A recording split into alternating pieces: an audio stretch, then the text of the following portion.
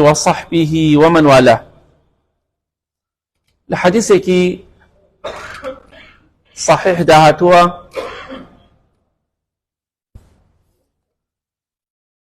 لحديثك صحيح دهاتوا للصحيحة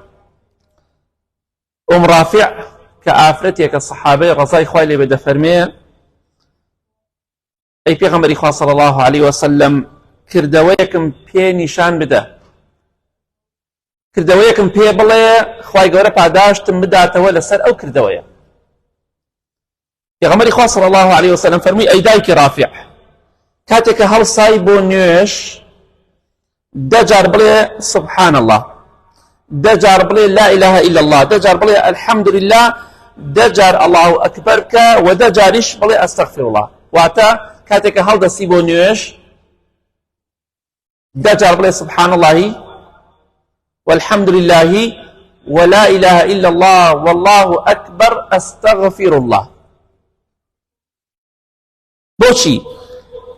في غمر إخوة فرمي صلى الله عليه وسلم كاتك تو دجار سبحان الله تكر دجار الحمد لله تكر دجار الله أكبر لا إله إلا الله تكر خواهي قرد فرمي هذا لي أما بومنه سبحان الله والحمد لله ولا إله إلا الله والله أكبر خواهي قرد فرميت أما بومنه بلان كاتك وت أستغفر الله خواهي قرد فرمي قد غفرت لك أولا تخوش بوم بويا مايكي للسنة كان خلاص يبو نيوجيك سنة يا فرزة هندي جاب يتكرا بيش نيوجيك دجاب لي سبحان الله والحمد لله ولا إله إلا الله والله أكبر أستغفر الله خواهي قرد فرمي ما دام چوار ذكرت كده أو بمنا ذكري بينجمت كأستغفر الله واتا خواهي الليم خوش با أولا تخوش بوم لتاوانا كانت خوش بوم طالما أستغفر الله نك أستغفر الله نية أستغفر الله أبوش إن شاء الله ذكرك بخير أما سنتك لسنتك إن شاء الله بازندوي كينو لحديثك صحيح ترغيبها هاتوا خوشويستي إخوة صلى الله عليه وسلم دفرمي هر كسيك روكات أخواي قورة داوي شتيك لأخواي قورة بكات يا داوي چند شتيك لأخواي قورة بكات إلا خواهي قورة بي دبخشيت ما دام روي كردوت أخوا دعوة لأخوا دكات بس أقا دعوة لقبر يبكي دعوة لشخص يبكي نجوي لتويا نيت شبوكا وتاوان باري شبي وشريك شبوكا برياد دعوة بلام خواهي قورة بتاكو تنها برست هر كسيك الروبكات أخواهي قورة اللي بطاريته والدعوة يشتيك لأخوا بكا يا دعوة كان شتيك لأخوا بكات إلا أخوا بي دبخشيه پیغمبر إخوة فرمي صلى الله عليه وسلم إما أن يعجلها له وإما أن يدخرها له ياخد يكسر بو يجي بجيئك لدنيا دا ياخد هل يقريب بو قيامتي كاوتا داوشتك دكي بونو دلي خواهي جان ناخو فلان ناخوشي بلام لسر لابرا خواهي قوري بلاكت لسر لابا لدنيا ياخد أو برايت لسر أهياليتا وخوي دزاني وزانايا بوچي لسر تو دهياليتا بەڵاکە دەسەر دەهێڵێتەوە ناخۆشیەکەت لەسەر دەهێڵێتەوە بەڵام بەڵاو مصیبەتێکی گەورەی قیامەت لە کۆڵەکاتەوە بەهۆی ئەو دوعایەوە کەواتە تۆ نازانیت چۆن دوعاکە قبوڵ بووە هەندێک جار خوای گەورە تاقیمان دەکاتەوە بە برسێتی بە قەیران بە هەندێک شت چونکە مرۆڤیش ئەگەر بەردەوام پارەی چاکی پێ بێ و بەردەوام حاڵی باش بێ زۆر سەرکەشی ئەکات هەندێک جار خوای گەورە احتیاج دەکا برسی دەکا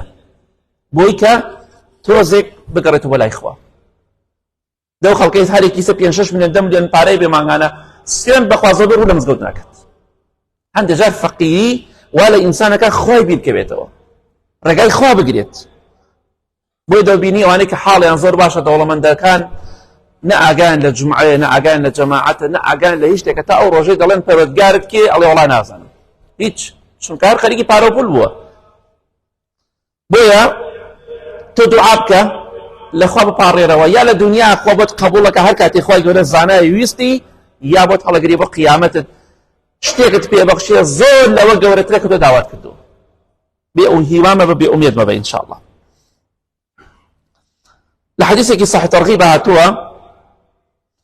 پێغەمبەری خوا صلی الله عليه وسلم صحابیەک پێی فەرموو کە ئافرەتێک بوو ناوی سەلما بوو ڕەزای خوای لێبێ وتی ئەی پێغەمبەری خوا صلی الله عليه وسلم چەند وشەیەکم فێرکە بیڵێم بەڵام زۆر لەسەرمی قورس مەکە، واتە زۆر بێ ناتوانم بۆم لەبەر ناکرێ، شتێکی کەمم پێ بڵێ کە بیڵێم خوای گەورە پاداشتی گەورەم بداتەوە، بەڵام زۆر مەڵێ، چونکە بەخوا ئەگە زۆر بێ پێم لەبەر ناکرێ و ناتوانم، واتە شتێکی ئاسان. پێغەمبەری خوا صلی الله عليه وسلم فەرمووی بڵێ الله ئەکبەر، دەجار بڵێ الله ئەکبەر، خوای گەورە دەفەرمێ ئەمە بۆ منە، دەجار بڵێ سبحان الله، خوای گەورە دەفەرمێ ئەمەش بۆ منە، دەجار بڵێ ئەمە الله ئەکبەرت کرد لەگەڵ سبحان الله، دەجار بڵێ اللهم اغفر لي اللهم اغفر لي، ئەمە جیاوازە لە حەدیثەکەی پێشووە، سبحان الله الله أكبر ياخذ الله أكبر سبحان الله، أما بڵێ بەڵام یەکی دەجار کاتێکیش دەڵێی دەجاریش بڵێ اللهم اغفر لي اللهم اغفر لي، واتە خوایە لێم خۆش بە، خوای گەورە دەفەرمێ قد فعلت، ئەوە لێت خۆش بوو. جا هەر کامێکیانت پێکرا بإذن خوا ئەمەی حەدیثەی پێشوو یاخذ ئەم حەدیثە تەطبیقی کە دەجار بڵێ سبحان الله، دەجار بڵێ الله ئەکبەر، دەجاریش بڵێ اللهم اغفر لي، خوایە لێم خۆش بە، خوای گەورە دەفەرمێ قد فعلت، ئەوە لێت خۆش بووم لە تاوانەکانت. هەر کاتێ بیڵێ ناتوانێ ئەمەش بکەین، شتێکی ئاسانە، دانیشتیتەوە خۆت دەجار بڵێ سبحان الله، دەجاریش بڵێ الله ئەکبەر، دەجاریش بڵێ اللهم اغفر لي، ناچێتە دوو سێ دقە، بەڵام خوای گەورە دەفەرمێ ئەوە لێت خۆش بووم، خوایش وعدە خلاف نابێت بێگومان، بۆی ڕۆژانە بیڵێ، بۆی ڕۆژانە خوای گەورە لێت خۆش بێت. ئەمە لە بیر مەکەن ئین شاء الله. لە حەدیثێکی صحیحی ئیمامی موسلیم داهاتووە دەفەرمێت جوبرەئیل سەلامی خوای لەسەر بێ لە خزمەتی پێغەمبەری خوادا صلی الله عليه وسلم دانیشتبوو. جبریل سەلامی خوای لەسەر بێ ئاهاتە خزمەتی پێغەمبەری خوا صلی الله عليه وسلم لەسەر شکل و شێوەی مرۆڤێک کە یەکێ لە سەحابەکان ناوی دوحیەی کەلبی بوو ڕەزای خوا لێبێ، لەسەر شکل و شێوەی ئەو دەهات کە سەحابەیەک بوو ناوی دوحیە بۆ ڕەزای خوا لێبێ، لە خزمەتی پێغەمبەری خوادا دانیشتبوو صلی الله عليه وسلم. جبرائیل دەفەرمێ گوێمان لە دەنگێک بوو، دەنگێک چۆن دەڵێ جیڕەیەک، دەنگێک دەفەرمێت فرفع رأسه قال هذا باب من السماء فتح اليوم. جبرائيل سلامي خوالي سربيه فرمي اي پیغمبری خوا صلى الله عليه وسلم او جیڕەیەکە گوێ دێ بۆ ئەو دەنگی دەرگا، ئەوە دەرگایەکە لە ئاسمان ئێستا کرایەوە، لم يفتح قط إلا اليوم، لو ڕۆژەی خوای گەورە ئەو دەرگای دروست کردووە نەکراوەتەوە، ئەمڕۆ بۆ یەکەم جار کرایەوە. سبحان الله، دەرگایەکە لەو ڕۆژەوە خوای گەورە ئاسمانەکانی دروست کردووە، ئەو دەرگای دروست کردووە، ئەو دەرگایە ئەمڕۆ یەکەم جارە دەکرێتەوە، پێشتر نەکراوەتەوە. مەلایکەیەک لەو دەرگایەوەدا بەزێ خوارەوە، بەڵام ئەو مەلایکەش سبحان الله ئەمە یەکەم جارە دێتە سەر زەوی، هەتا ئێستا ئەو مەلایکەی سەر زەوی نەبینیوە. لەو دەرگایەوە کە یەکەم جارە کراوەتەوە مەلایکەیەک هاتە خوارەوە بۆ سەر زەوی کە هەرگیز دانەبەزیەوە بە سەر زەوی. پێغەمبەری خوا صلی الله عليه وسلم دەفەرمێ جوبرەئیل ئاوە پێفەرمووم، دەفەرمێ سەلامی کرد، بێگومان فەرمووی مزگەنی بێ لە تۆ بە دوو ڕووناکی، هیچ پێغەمبەرێکی پێش تۆ سەلامی خوای لەسەر بێ ئەم دوو نورەی پێ نەدراوە، ئەم دوو ڕووناکیە. بێگومان ئەم دوو ڕووناکیە تەنها بە تۆ دراوە، واتە ئەو 124,000 پێغەمبەری کە هاتووە سەلامی خوایان لەسەر بێ هیچ یەکێک لەوان ئەم دوو نور و ڕووناکیی پێ نەدراوە. یەکەم سوورەتی فاتحە، دووەم کۆتایی سوورەتی بەقەرە، دوو ئاەتەکەی کۆتایی سوورەتی بەقەرە، ئامەنە الرەسوول بما ئونزیلە ئیلەیه هەتا کۆتاییەکەی. پێغەمبەری خوا صلی الله عليه وسلم فەرمووی جوبرەئیل پێمی فەرموو سەلامی خوای لەسەر بێ هەر کەسێک ئەو ئاەتانە بخوێنێتەوە، فاتحە بخوێنێتەوە لەگەڵ دوو ئاەتەکەی کۆتایی سوورەتی بەقەرە، هەر پیتێک هەر وشەیەکی بخوێنێتەوە چیتیا بێ خوا بۆی جێبەجێکە. تۆ دەڵی خوای ڕێ هیدایەتم دە بۆ ڕێگای ڕاست، خوا هیدایەتت دەدا، دەڵی خوایە گیان وەکو گاڵ و جوولەکەکان غەزەبم لێ مەگرە خوا غەزەب لێ ناگرێت. کاتێ سوورەتی کۆتایی بەقەرە دەخوێنیتەوە تۆ دەڵێی خوایەگیان لێم خۆش بە ڕەحمم لێ بکە عەفوم کە ئەوەی کە تایەتی لەو ئاەتە خوای گەورە هەمووی پێبەخشێ. بۆی ئینشاءڵڵا بیخوێنە فاتحە بخوێنە نەک بۆ مردوو، بۆ مردوو فاتحە ناڕوە، فاتحە بۆ خۆتە، بەڵام دوعای خێر بۆ مردوو ئەڕوە، دوعای خێر سەدەقەی بۆ بکە، بەڵام فاتحە تەنیا بۆ ناو نوێژ و بۆ هەندێک بەسەر نەخۆشە شتێکا بیخوێنی. بەڵام هەموو شەوێک سونەتە ئینشاءڵڵا پێش خەوتن بە ئیزنی خوا ئەو دوو ئاەتەی کۆتایی سوورەتی بەقەرە بخوێنن. ئەو کاتە چی لەو ئاەتانە بێ بڕۆ تەفسیرەکەی بخوێنەوە، چی داواکاریەکی تیا بێ هەمووی خوا بۆ جێبەجێکات. ئەو وعدێکە پێغەمبەری خوا صلی الله علیه و سلم بەسەر زمانی جوبرەئیلەوە بە فەرمانی خوا ئەو فەرمانە کراوە کە هەر شتێک داوا بکەی خوای گەورە بۆ جێبەجێ دەکات. کەواتە ئینشاءڵڵا لە بیری مەکەن، ئەوەشی لەبەری نێ با لەبەری کات. لە مۆبایلەکەی خزمیکە ڕۆژانە گوێ لێ بگرێ، شەوانە گوێ لێ بگرێ، تا لەبەری دەکات. چەند جارێک 50 جار 100 جار حتا لەبەری دەکەی. پێغەمبەری خوا صلی الله علیه و سلم دەفەرمێت لە حەدیثێکی صحیح مسلمدا هەموو ئادەمی زادێک کە دروست کراوە 360 جومگەی هەیە، جومگەکانی دەست و قاچ و لاشە، هەموو جومگەکانی حتا دەست تەماشاکەی هەموو جومگەی تایە 360 جومگەی تایە. ئێستا ئەمڕۆ دکتۆرەکانش بەیان دەکردەوە ڕێک 360 سبحان الله. باشە چی شتێک چی کەسێک ئەمی بە پێغەمبەری خوا فەرموو صلی الله علیه و سلم تازە دکتۆرەکان چەند ساڵێکە بۆیان دەرکەوتو. دەفەرمێت ئەگەر مرۆڤ الله ئەکبەری کرد، الحمد لله کرد، لا اله الا الله سبحان الله کرد، استغفر الله کرد و بردی لەسەر ڕێگای خەڵکی لا برد، شتێک لەسەر ڕێگا بوو لات برد، یاخود دڕکێک لەسەر ڕێگای خەڵکی بوو لات برد، فەرمانت بە چاکە کرد، ڕێگریت لە خراپە کرد، ئەمە خراپەی مەیکە ئەوە چاکەی بیکە. ئەگەر تۆ پێغەمبەری خوا فەرمێ صلی الله علیه و سلم 360 جومگەت هەیە، ئەگەر تۆ ڕۆژانە 360 چاکت کرد بە پێی ژمارەی جومگەکانی دەست و قاچ و پێ و لاشت، ئەوە تۆ ئەو ڕۆژە بەسەر زەویدا دەڕۆی ويمسي يومئذ وقد زحزح نفسه عن النار. تۆ بەسەر زەویا دەڕۆی ئێوارەت کردوتەوە، بەڵام نفسی خۆت لە ئاگری جەهەنەم ڕزگار کردو. دەی کاکە ناتوانێت ڕۆژی 100 جار 200 جار 300 جار ذکری خوا بکەی چاکە بکەی؟ دەی بەلایانی کەمە ڕۆژی 360 جار 400 جار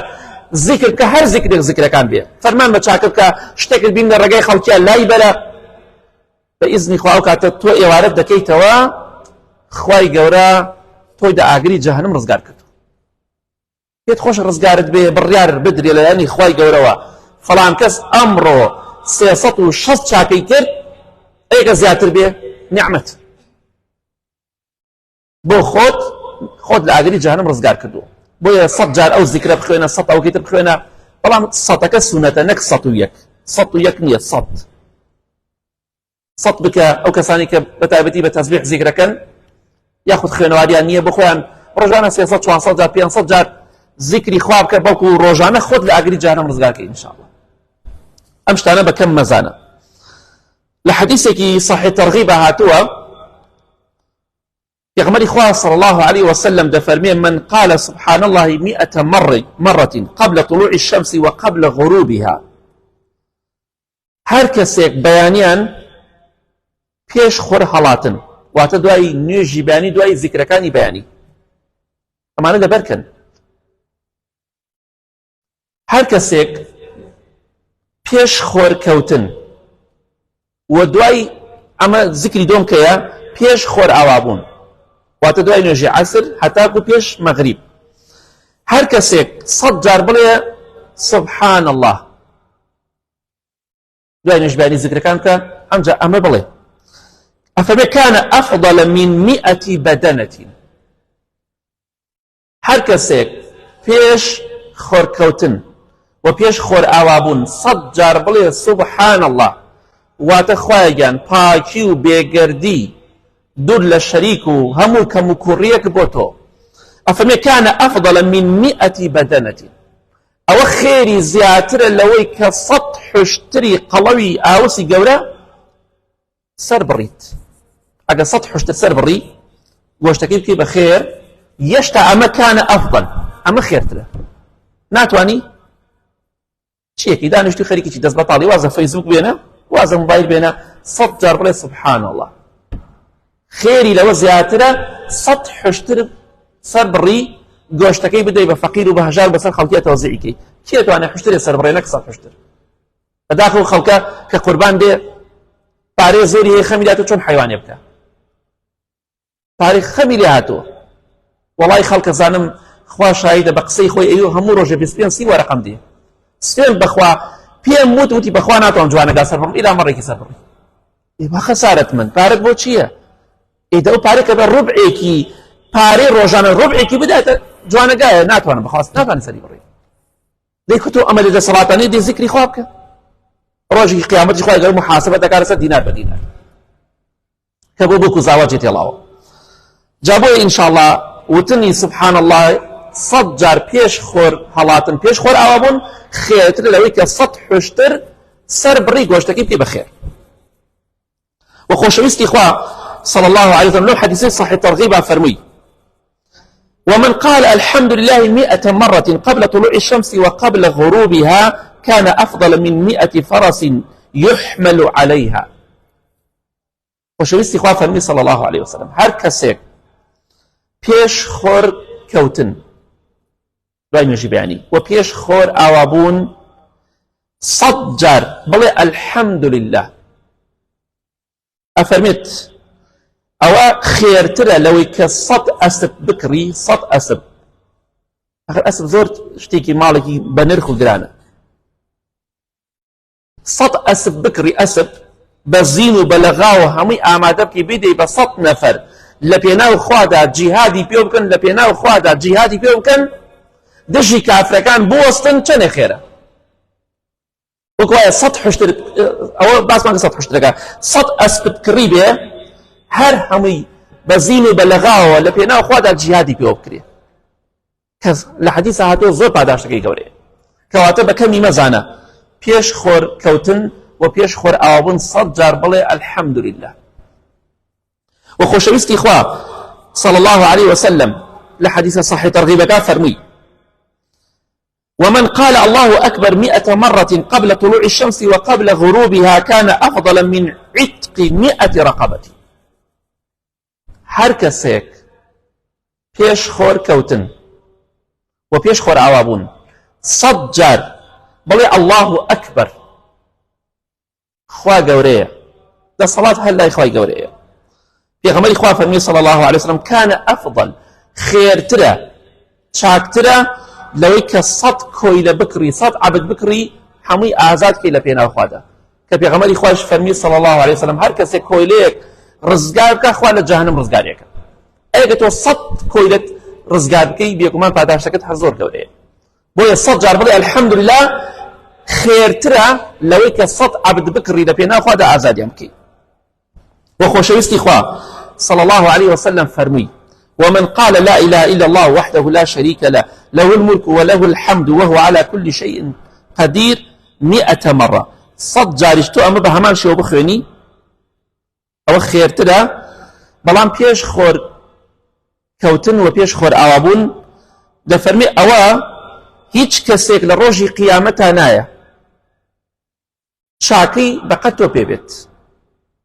لم يجيء يوم القيامة أحد بعمل أفضل من عملي إلى من قال قوله أو زاد هیچ کەسێک نییە لە ڕۆژی قیامەتە بێت بۆ خزمەتی خوای گەورە لە تۆ چاکەی زیاتر پێ بێ واتە تۆ لە هەموو کەسێک چاکەکانت فولتر و زۆرترە ئیلا مەگەر کەسێک وەک تۆی کردبێ یا زیاتر ئەوە لە تۆ زیاتر کەواتە ئینشاءڵڵا ئەمە سونەتێکە زیندوی کەینەوە 100 جار پێش خۆرکەوتن و 100 جاریش پێش خۆر ئاون بڵین سبحان الله والحمد لله ولا إله إلا الله أم جابل چی بڵین لا إله إلا الله وحده لا شريك له له الملك وله الحمد وهو على كل شيء قدير أو كات أهم پاداشتی کە باس ما کرد دەستمان دەکەوێت بۆی ئینشاءڵڵا لە بیری مەکەن بە ئیزنی خوا ئەو زیکرە گەورەیە بکەن بە ئیزنی خوای گەورە ئەو کاتە ئینشاءڵڵا لە ڕۆژی قیامەتە لە هەموو کەسێک زیاتر چاکەتان پێ بێت پێتان خۆشە لە قیامەتە کەس منافەسەتان نەکات دەی ذکری خوا بکەن یادی خوا بکەن داواکەم لە خوای گەورە میهرەبان یا ڕەبی خوایە لە گوناهەکانمان خۆشبی لە گوناهی دایک و باوک و مردوەکانمان خۆشبی یا ڕەبی خوایە شیفای نەخۆشەکانمان بدەی بە تایبەتی ئەوانەی داوای دوعای خێریان کردووە یا ڕەبی خوای هێمنی و ئارامی وڵاتمان بپارێزی خوای گیانوامان لێکەی بەردەوام سپاس و ستایشی تۆ بکەین بەهۆی ئەو کەسانی کە ناشکوی دەکەن خوای غەزەب لە ئێمەش مەگرە یا رب العالمین آمين آمين آمين وصلى الله على محمد وآله وصحبه أجمعين